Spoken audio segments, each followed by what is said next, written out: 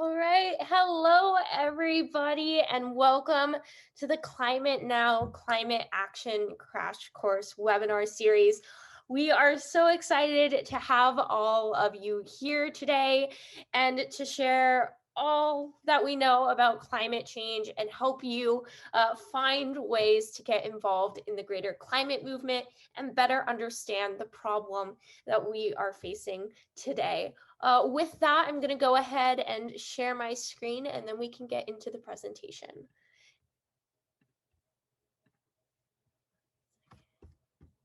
Sec.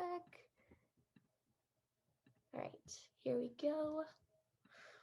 So first off, I'm just going to introduce myself and introduce Climate Now. So Climate Now is a youth-led organization that works to educate young people about this issue of climate change and provide them with the key resources to go out into their communities and to make a difference. And the main way that we do that is through working directly with educators, going straight into the classroom and giving presentations about this topic of climate change for K through 12 students. So to date, we've worked with upwards of 10,000 young people from around the world, presented to over 70 schools from everywhere in Italy to Africa to here in the United States. And we have a platform of about 30 volunteers that work with us on all different campaigns and really make Climate Now who we are today. So with that, my name is Sarah Goody. I am the founder of Climate Now and a 16-year-old youth climate activist from the San Francisco Bay Area. And I am joined by Siona, who is a volunteer of Climate Now. Siona, do you want to really quickly introduce yourself? Yes, hi everyone. I'm Siona. I'm also a 16-year-old teenager in the Bay Area. I'm joined Climate Now because everything that this organization does is amazing, and I can't wait to see you all be a part of this. Thank you. Awesome. So if you have any questions as we go along, you need help with anything, please message me and Siona in the chat and we will be happy to help you. All right, now let's get into this. What are we going to be talking about today? We're going to start out with an overview of climate change, just touching upon those points, a refresher for anyone who might need it. Then we'll go into an introduction of the climate movement and what climate action is. Then we will have our amazing panel with our guest speakers. We have Dia, we have Sophia, we have Sammy. Who else do we have? We have Iris, we have Theo. Some incredible young people are joining us today to talk all about the work that they're doing. It is going to be so fun and you are going to learn so much from our incredible panelists. And then after our panel, we will close out with our celebrity guest who will make an appearance. And then we will have some closing remarks, some action plans, and next steps for all of you going forward. Right. So what is climate change? We often hear these terms, global warming, climate change, but what is it really? Well, the general definition of climate change is the long-term changes in global temperatures and other characteristics of the atmosphere. The world's climate has changed many times. We often hear about the ice age. That was a form of climate change. But this climate change that we're focusing on today and that we're talking about is really different because it is a direct result of human activity. So that might be a little bit confusing, but don't worry, because now we're going to talk about what the difference is between weather and climate, what carbon dioxide is, and hopefully that'll give you a better understanding of what this issue is at hand. So weather is the conditions outside right now in a specific place. Can you raise your hand if you've ever used a weather app, if you've seen a weather person on TV? I know I have. I'm sure a lot of people can agree with that. So weather is talking about the conditions outside right now in a specific place. For example, if you see that it's raining outside, that's a way to describe today's weather. And when you go on that weather app, it changes pretty frequently and it tells you what you're going to need to prepare for that day's weather. Now, climate, on the other hand, describes the temperature conditions that are expected in a specific place. It's over a long period of time and for the most part shouldn't change. So now when we're talking about climate change, we're talking about how these temperature conditions are changing over our entire Earth pretty rapidly. And I'm just going to ask everyone to not draw on the presentation, please. I know it can be hard at times, but let's just stay away from that for right now. All right. So carbon dioxide. Carbon dioxide is a greenhouse gas, and greenhouse gases are one of the key causes of climate change. Carbon dioxide, or CO2, is a natural gas that is produced by all humans. It's stored in dead matter like fossil fuels, and it's not bad. It's a natural thing. It's something we can't even see. But when it can start to be bad is when there's too much of it in our atmosphere. Think of it like a bathtub. If you fill the bathtub up to the halfway mark, it's going to be okay. But if you continuously add more water and add more water to that bathtub, it's going to start to overflow, and maybe it would even flood the room that it's in. So we can apply that to carbon dioxide and how we're pumping so much CO2 into our atmosphere that it's almost overflowing and it's getting to this dangerous amount. So here's a video that will hopefully help us better understand what the deal is with carbon. Lately, we've been hearing a lot about global warming, and words like carbon footprint, climate shift, carbon dioxide, and climate change. But what is carbon? And what does it have to do with climate change? Carbon is everywhere in the ecosystem, and it is always moving. Some of it is floating in the atmosphere. Plants absorb carbon from the air and store it in their bodies. When animals eat plants, they eat carbon. And when something bigger eats those animals, they're having a carbon snack too. But that carbon won't stay still for long. When an animal poops or something dies, carbon moves around again. Some of it is held in the soil for a while. And eventually, most of it ends up back in the atmosphere. The same type of process happens in the oceans too. Most of the carbon dioxide gas on Earth is actually dissolved in ocean water. Some of the carbon from dead plants and animals was trapped underground, and over millions and millions of years, it turned into coal, oil, and gas. And that's pretty much how the system works. Some carbon has stayed deep underground for millions of years, but the rest moves around the ecosystem from the air to plants to animals and back into the atmosphere. And that's the story of the carbon cycle. Well, it was, until we came along. We've been cutting down a lot of forests that used to absorb carbon from the atmosphere. And we've been digging up carbon from deep underground and burning it for energy. Doing that pumps that old carbon back into the air. By getting rid of plants and burning lots of fossil fuels, we've changed the system. The atmosphere is filling up with carbon faster than plants and oceans can absorb it.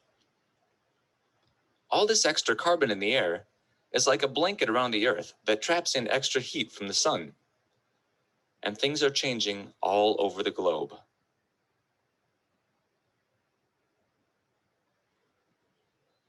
But now that we know that we are part of the system, we can do things to keep it in balance.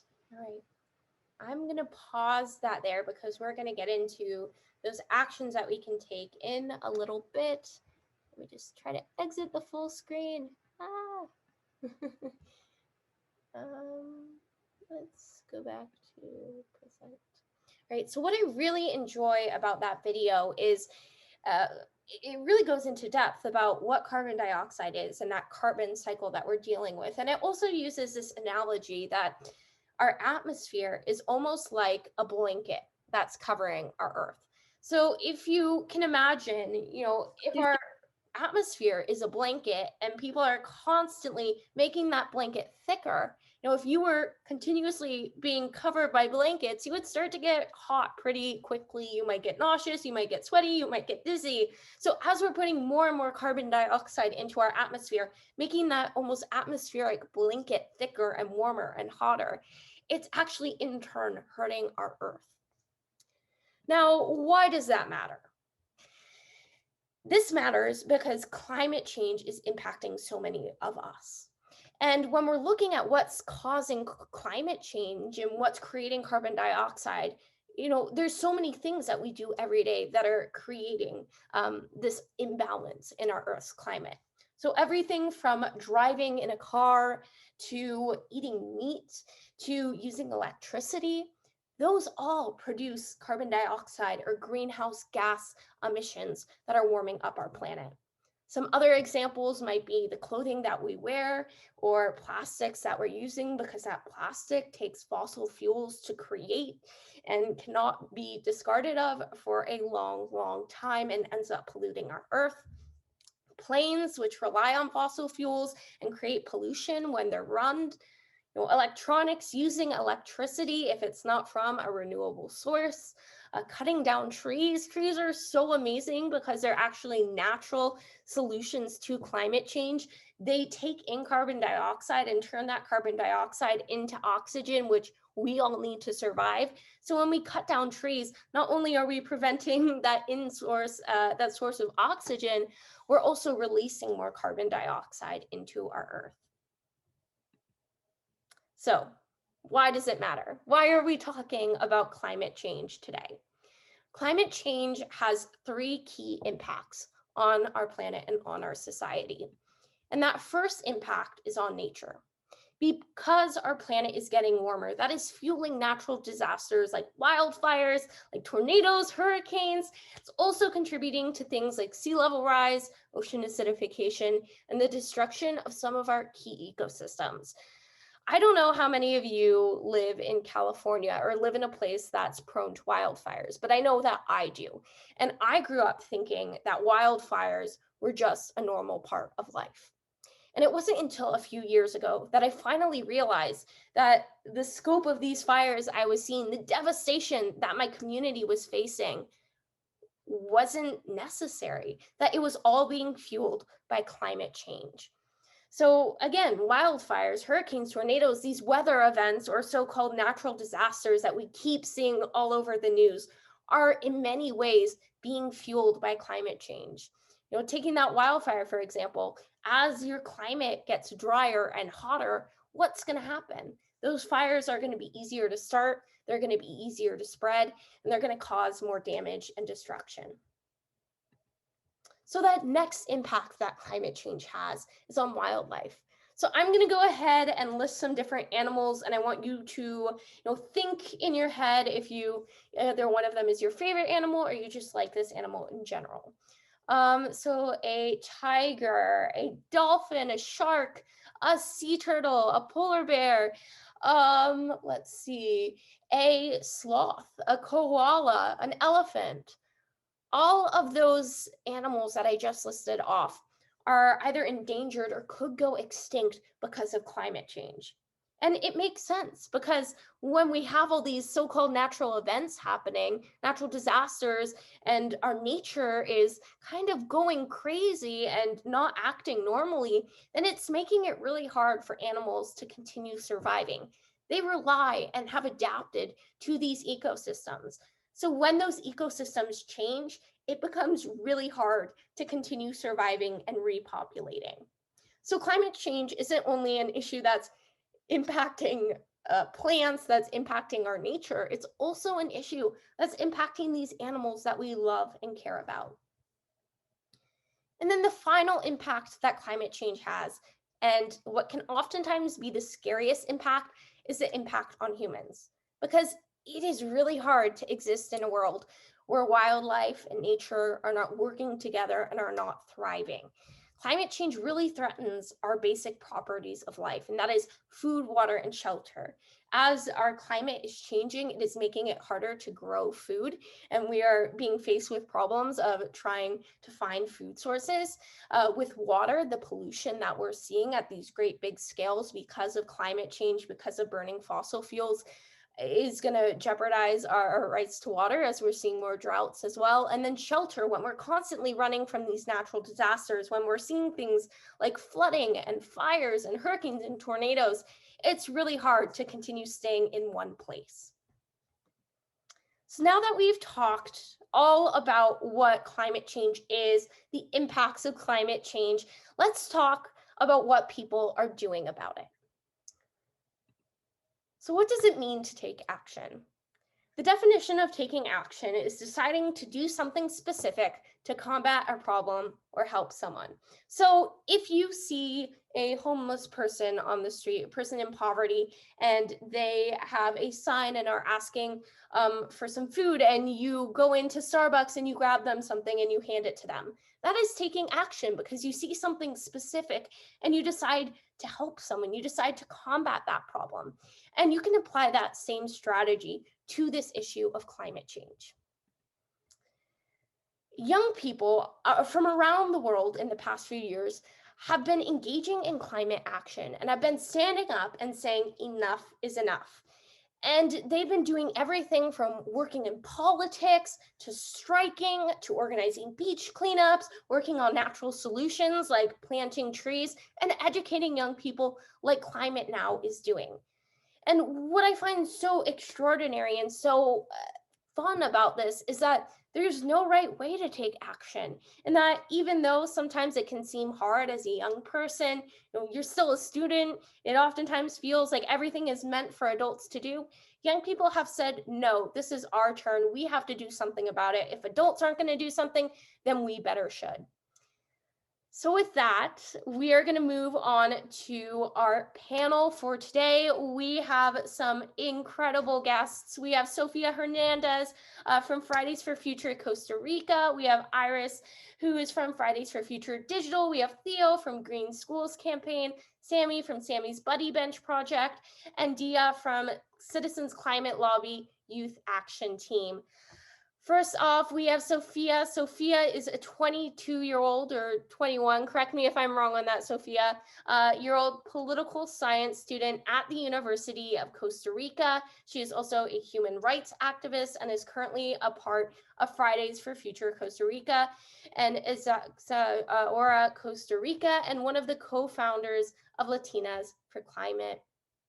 Iris is a 16-year-old climate justice activist from Colombia. She is a hub leader for Sunrise Movement Howard County, a member of Fridays for Future USA, and a part of the 0 Hour Music Team. We have Theo, who is an 8th grader in the environmental STEAM magnet at Thomas Starr King Middle School. He's a member of the Green Schools Campaign and a climate activist who has spoken in front of the LAUSD board, among other things, and also enjoys the outdoors and music. We have Sammy, who is a 6th grader from Fort Wayne, Indiana, and a founder of Sammy's Buddy Bench Project, which is a project that is designed to eliminate loneliness and foster friendship at schools. Buddy benches are a place at school where a child can go if they want someone to talk to. And we have Dia, who is a freshman at Green Hope High School and a youth activist and volunteer with Citizens Climate Lobby. She has lobbied with Congressman Price and other representatives to discuss climate legislation and is a co-leader of the CCL RDU youth team. Welcome to all our panelists. Thank you so much for being here. We are so excited to have all of you and to have this conversation about climate action and about the work that you're doing. Awesome. So with that, I am going to start off and ask everyone to just introduce themselves, who you are, your name, your age, and really what you do and what your organization is all about. So let's start with Iris and then we can move on to Sammy. I think you're muted. Iris, I think you're muted.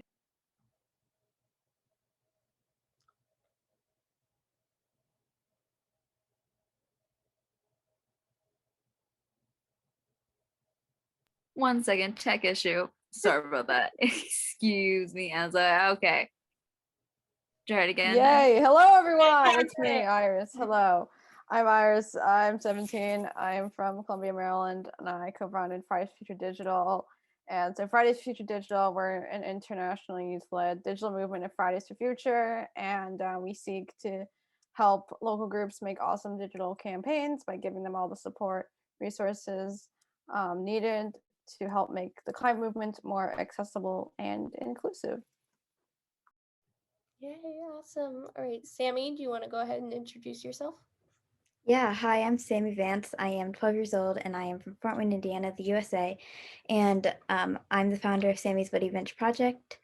A buddy bench is a place for when someone is lonely, they can sit on the buddy bench and another person can come up to them and ask them to play and they can play together. I did this in a unique way because I collected plastic caps and lids, or not only me, but so many people helped me with it. But we collected plastic caps and lids to turn into the buddy benches, and it's helping with like helping end plastic pollution and helping friendships, and yeah. Awesome. Theo? So the Green, or I'm part of two organizations, the Green Schools Campaign and the Climate Reality Project Los Angeles. So the Green Schools Campaign were youth-led, youth that were made up of completely youth students, and we have members from 45 schools in 18 countries around the world, and our mission is to transition all schools around the world to 100% renewable energy. We hope to do this by establishing a network of young environmental activists in schools around the world. So we help schools transition and communities transition to green energy by helping students themselves take their own action and take matters into their own hands.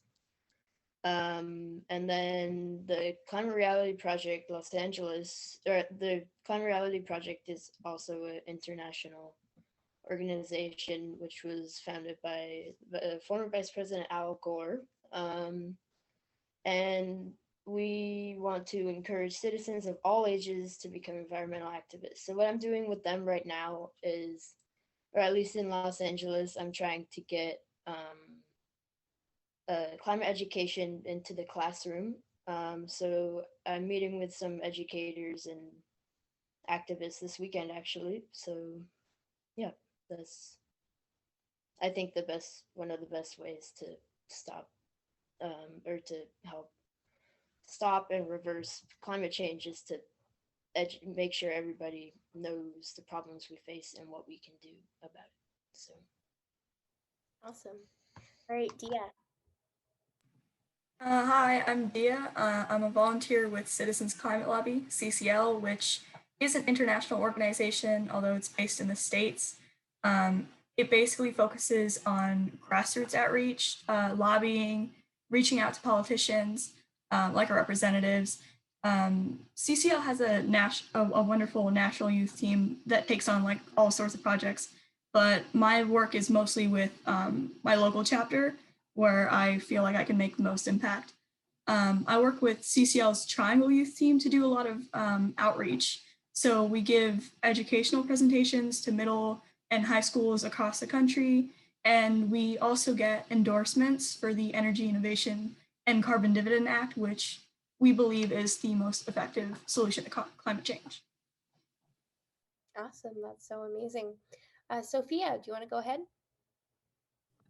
Sure, yeah, so my name is Sofia, I'm from Costa Rica, and right now I'm studying political science, in college, that's my major.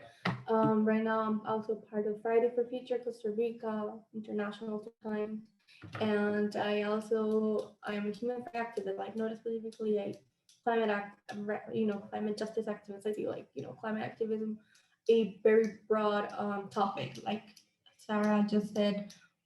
Humans are being affected and being impacted, and I mean that our human rights are being also impacted, and our basic human services and everything. So I'm part of, like Sarah said, this organizational movement that it's the Escazú Agreement, which is a very important movement that wants to ratify like this major agreement in the region about human rights and environmental leaders, and yeah, and also right now I'm doing this kind of political advisor or a political party here in my country in terms of youth engagement and climate.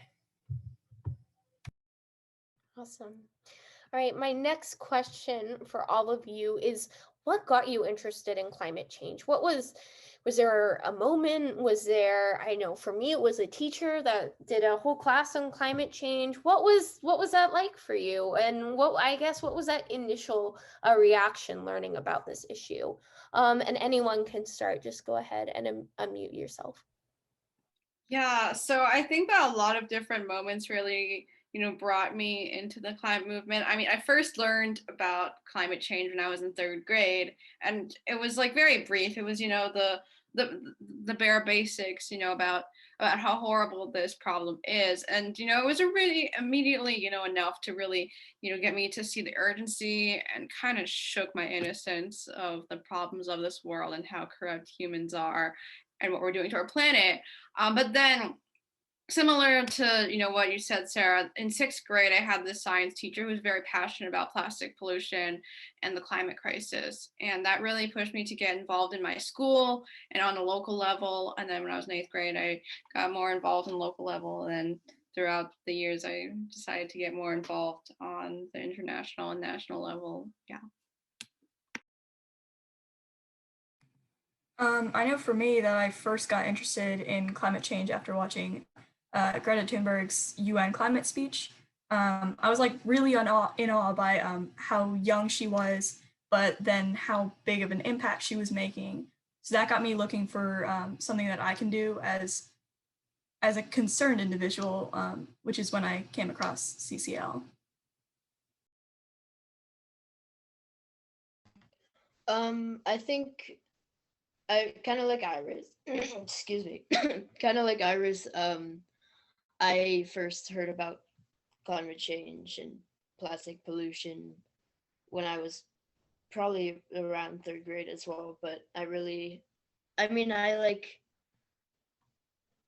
I wrote a few essays and stuff about it, but I really didn't become active until like sixth grade. And I helped start an environmental club at my school, and then we kind of got involved with the Climate Reality Project, and they were lobbying the LAUSD board to commit to green renewable energy. So we kind of jumped on to that. So yeah, I spoke in front of the LAUSD board, and it kind of took off from there, I guess.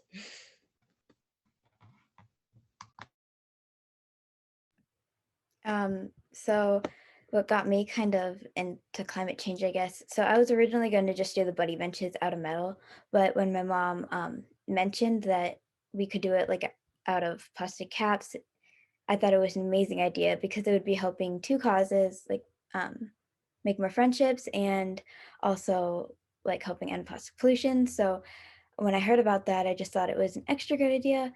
And I will say, like you guys are saying that you learned about it in sixth grade, and also that I'm in sixth grade and sadly haven't learned much about it, climate change. So like I'm doing my own research on it, and it amazes me how much like us humans can do to just this planet. And I know that we're not learning about climate change like really thoroughly until eighth grade because one of my brothers is in eighth grade and he's just now learning about it. So that kind of makes me sad, but I can do my own research. So that's a good thing.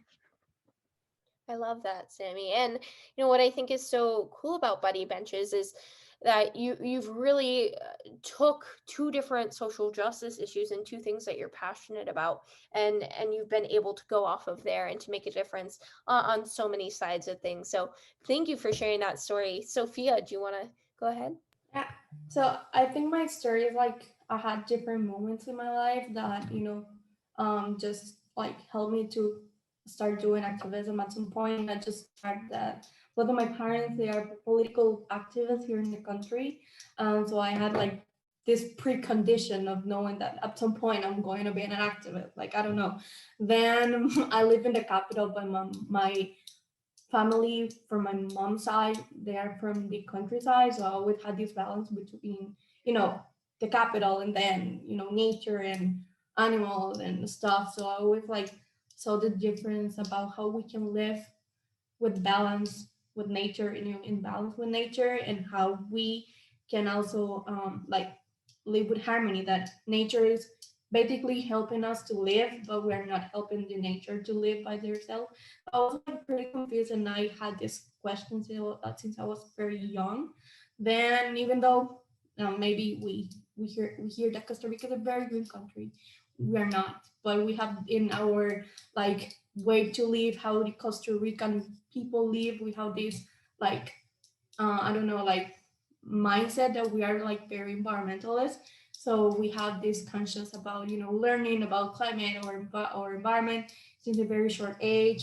But then until I started in college and with my major, I started, doing some research about, human rights and climate. And that's when I started doing like essays and papers. And then I saw that a few friends from my college, they were starting the FFF Costa Rica chapter. So I joined. But yeah, that was my story. I don't know. Awesome. And it's cool because I think of all of you, you've all really been introduced to this issue in a lot of different ways. And that really shows perspective as to how either you take initiative and you learn about climate change yourself and say, this is important and I want to know more. Or maybe you heard about it in your classroom or otherwise. So I think that's really cool to see. My next question is, it's not easy doing this work and it can be really hard. What challenges have you been faced with and how did you overcome those? And anyone again can start with that. Yeah, I can say that I've faced a number of challenges. The first ones that I can, think of off the top of my head is dealing with people who just don't see the urgency of the climate crisis because they have that privilege and also they might not be as educated, especially when people are like cynical or like, really show their privilege like, oh yeah, whatever, that doesn't matter. Like, we'll all be dead by the time it affects us. And like when people just like really show their privilege and it's just like, a big, slap in the face to like the most marginalized people who are, being impacted by the climate crisis right now. And there's a lot of other challenges I could talk about, but I want to, let everyone else kind of speak on their challenges that they faced.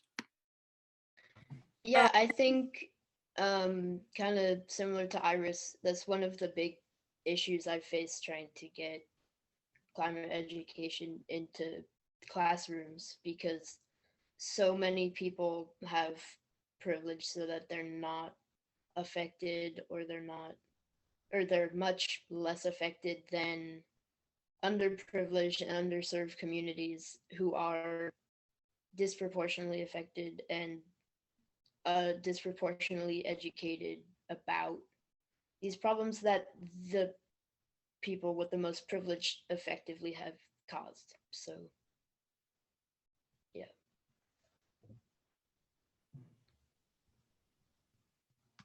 Yeah, I think that definitely a few people have said to me that they've claimed that climate change isn't human caused and that it's like dips in the temperature have happened before.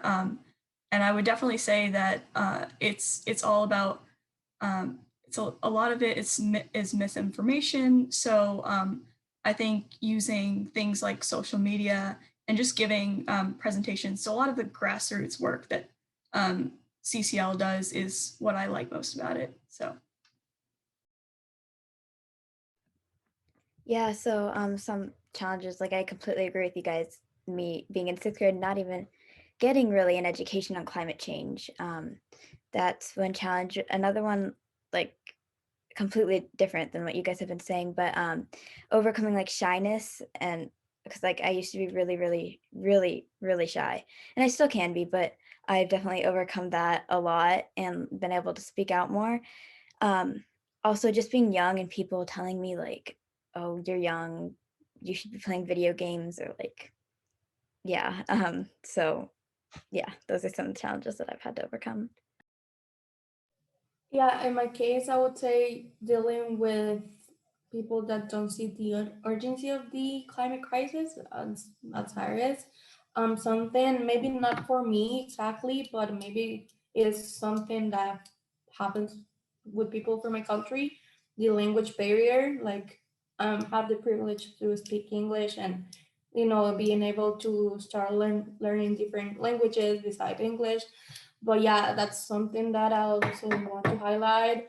I would say how also, like Sammy said, the role of youth in the climate movement, and not the climate movement specifically, more into the taking decision like policymakers stuff, like we are not being taken into account. And it's not specifically us as youth, it's also me as a woman, me as someone from Latin America. So like this is a whole combo, like which is like we should talk about. And how people outside Latin America don't really understand our complexity of how our region is. Like, I don't know, outside our region, and even though inside, within Latin American region, we don't really and fully understand how unequal and complex, and we have different races, ethnicities, we have different people with different privilege, way more than just a race or your skin tone, more also social, economic, and political privilege. And this is something that I would say not specifically myself, but it's something that someone from my region um, needs to fight for and against. And maybe sometimes we just need to highlight that. Awesome. So, Kurt, can I add one more thing? Or... Yeah. Oh, sorry. Go ahead. But I think, I mean, I already talked, but I think one of the biggest problems as well is the people that can do the most about climate change often they're not affected, or they don't have it shoved in front of their face as much as people that are less powerful. And like, it doesn't take much to take action, but some people for some reason are not willing to do that, and that's a pretty large challenge. So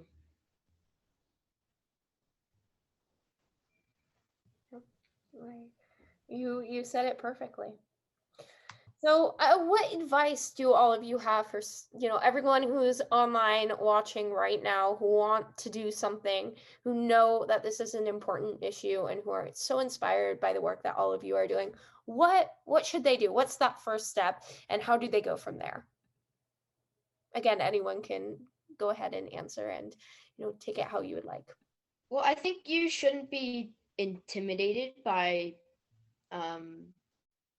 this problem, and like, you don't need to do everything. There's that's one of the biggest pieces of advice. Like, young activists can get very overwhelmed if you guys try to do everything yourself. So you should like find an organization that you really like, or start an organization like Sammy, or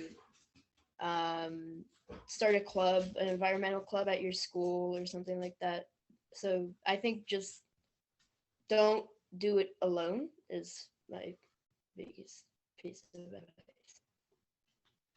Yeah, I want to piggyback off of what Theo said, especially with, not going into this alone, which is why something that has helped me a lot is getting online and networking with, all sorts of activists in your local area, across the country and across the world, because it can really help you in, growing as an activist and finding your way in making an impact, and also not feeling alone and not feeling overwhelmed.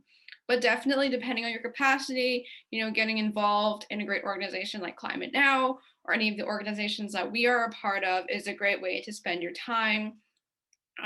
Yeah. Yeah, I would also probably recommend maybe just doing some light reading from like about just the basics maybe of climate change, maybe looking at what are the current like proposed solutions. And then another option would probably be, like they said, joining an organization, especially a youth one. And then I know that a lot of the stuff I learned was actually through my organization. So that's probably another way to learn stuff. Yeah, so this kind of goes along with like what Theo said. Get people involved, but also like if you want to start your own organization, you can start small, like maybe start with your community and start locally, and then your organization will grow and get bigger the more people that get involved with it. So yeah, don't and also just know that we're all in this together. We're all dealing like with the same thing, and it's hard for everyone. So yeah, my advice would just be like to start small, and like you guys have been saying, get involved with other organizations as well.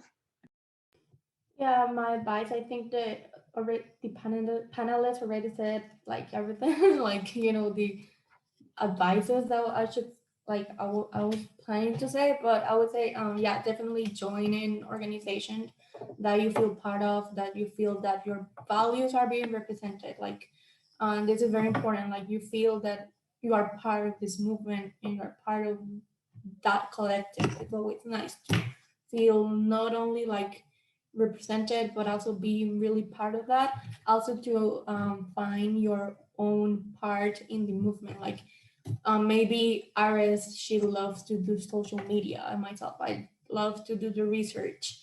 And if we do stuff like different stuff, but we join, this is how collectives start. And actually, at the end of the day, we do something. And the other thing is to listen to others. Climate change and every single and any other social justice is impacting people in different ways, that we need to have a very broad version of that. Like what is happening with my country is not the same that happening in the US. And even though what happening where I live is not the same that is happening in coastal area or in indigenous community, that's something we need to listen and amplify those voices that are being not heard. Like if we have the, I don't know, the power, if we have, the media attention, I should say, the important thing is to pass that mic to others. And yeah, and also just to know that the biggest, I think that the most important change starts at home. Like you can only talk with your parents and your sisters and family, and they are going to pass the voice. And when all your family is, I don't know, trying to stop reducing their meat consumption or whatever, like just starting talking with everyone. And even though I know that is very challenging, but this is, we need to start rethinking how society works at the end of the day. Yeah, like Sophia said, just finding something you're good at and translating that to activism. Yeah, there's so many opportunities to use what you enjoy to make a difference in this community. Whether you're passionate about sports or passionate about musical theater, or passionate about just being in nature and working with animals, there's so many ways that you can use your voice. You can use your unique talents and your unique perspective to make a difference. We will be posting all of our panelist organizations in the chat. They will also be available on our website, so you can go ahead and get involved with that. We have 2 questions in the chat, so really quickly, I want to touch on these and then we can move on to the next part of our presentation. So if you guys just want to answer one of these 2 questions, either how are you raising awareness about climate change with your peers, or if you are doing anything for Earth Day, what is that and how can other people support you? Yeah, so in regards to how I raise awareness about climate change with my peers, I mean, among friends, have like conversations. I'll send them like videos or petitions or ways to take action, or just like things that I think are really important for them to know, and kind of have some dialogue with them. And then within my school before COVID, I definitely had in-person conversations with people about it, tried to, see where people stand, get some conversation awareness and action moving. And then online, as I've said a lot with FFF Digital, using digital means to really communicate with people, not just in your area, but across the world in a digestible manner. And I think that, yeah, those are the best ways of raising awareness, is having conversations, and really taking that energy to do that can really make a big impact on every person that you talk to. I also, like Ira said, I like to have conversations with my friends. I think that it's probably the most efficient way to spread information with your friends. And then also, I'm also a big fan of like forwarding articles that I think are important, or, you know, something new. I think, well, like I said, I started a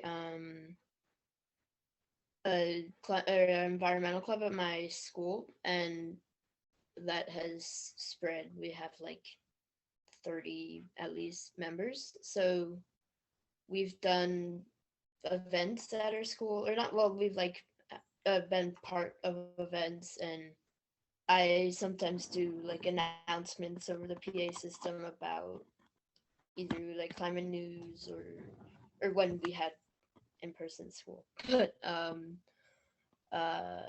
so yeah, I would, that's how I spread climate awareness with my peers at least. So.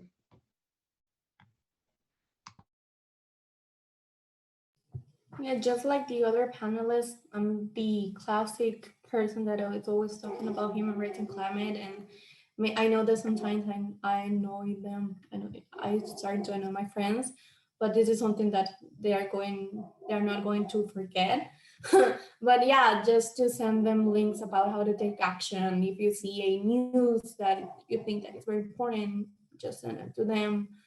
Use your social media. I mean, you have your peers in your social, so sharing in your Instagram stories about what's happening in blah blah blah country, blah blah region, and I don't know, that's important.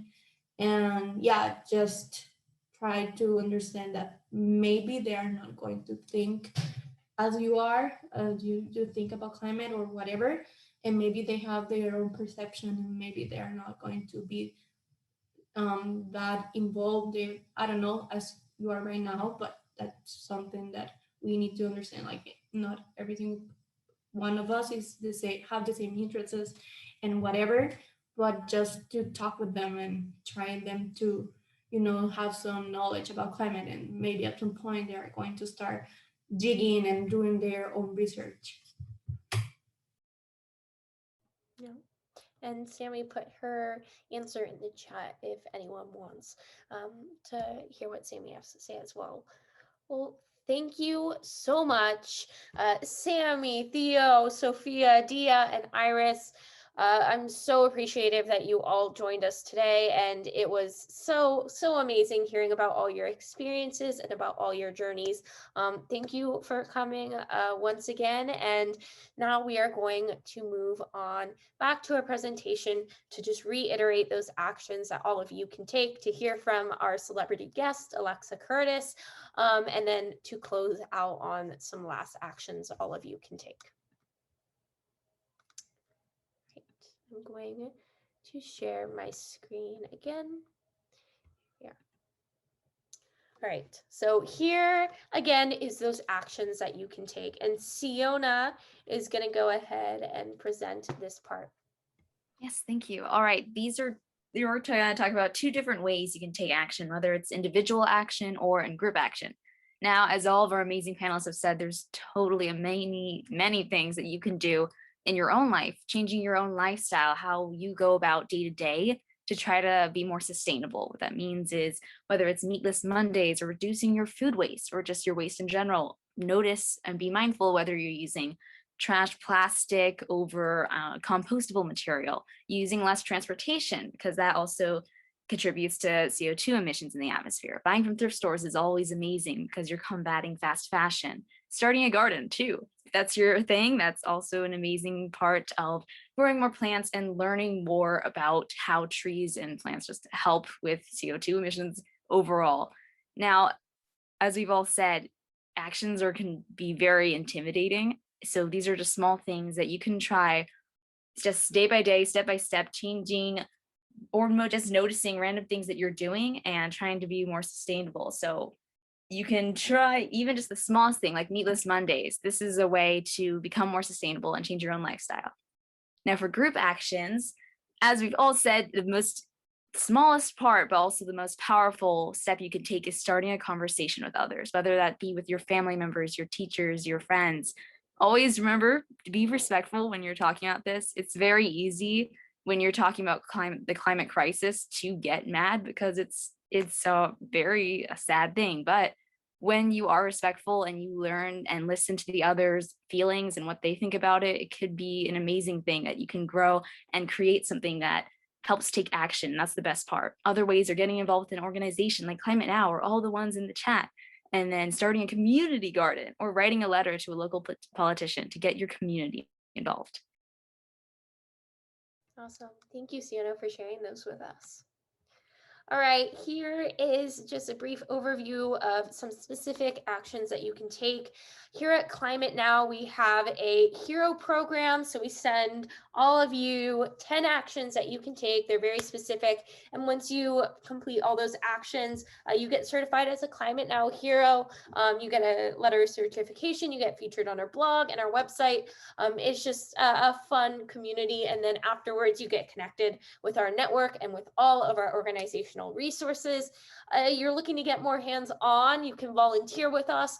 Our volunteers do a whole assortment of things, everything from running these types of events like Sienna is doing right now, to working on social media, working on blog posts, working with our partner organizations.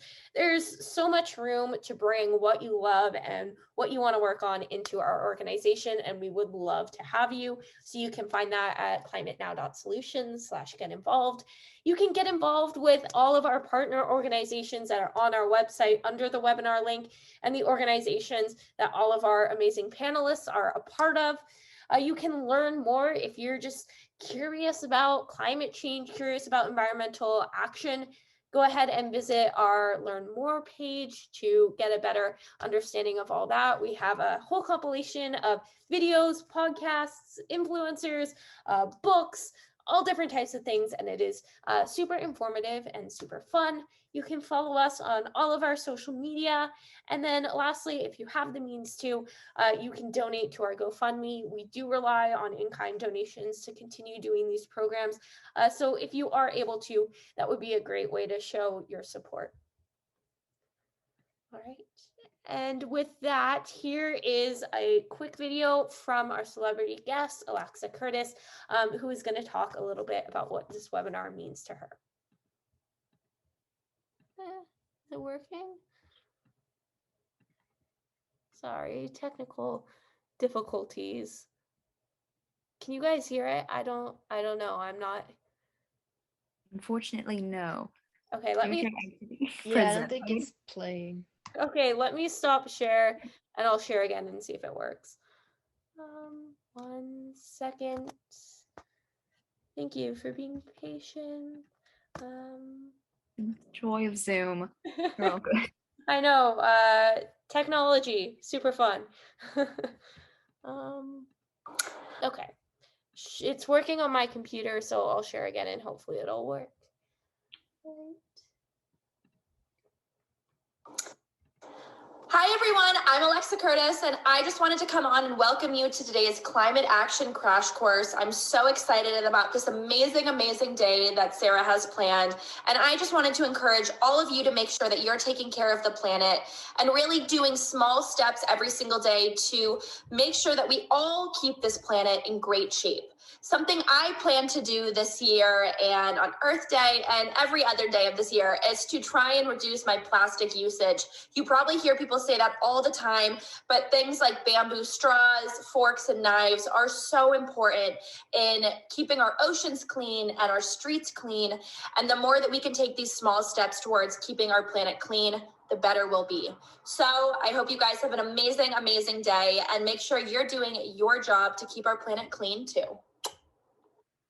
Awesome. So Alexa is taking those individual actions. So, again, you can take those individual actions, but you can also take those group actions. And when you do the two together, that can prove to be the most impactful.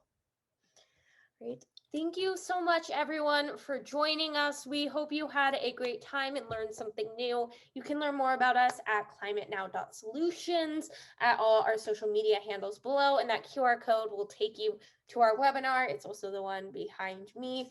We are having 2 more webinars throughout April. One that you guys might want to join is our All Ages webinar, which is on Earth Day, actually. And something super exciting that we haven't released yet is that during that webinar, we will be doing a giveaway of the Hope book, which is Alyssa Milano's newest book. And we are giving out 15 copies of that, as well as some fair trade sustainable chocolate from Tony's Chocolonely chocolate company. So if you sign up for that webinar today, you will get in the loop for that giveaway and maybe even win one of those prizes. So I encourage all of you to do that. And I just want to end on this last note that you have the power to change the world. You are all so incredible, and I can't wait to see what you do. Please stay in touch with all of us here at Climate Now. We love to hear what you do and where your journey takes you. Thank you again to all our panelists for joining us, for sharing your stories. And with that, please stay on if you have any questions, any comments that you want to share with us. And we hope that you have a great day. All right. Thank you, everyone.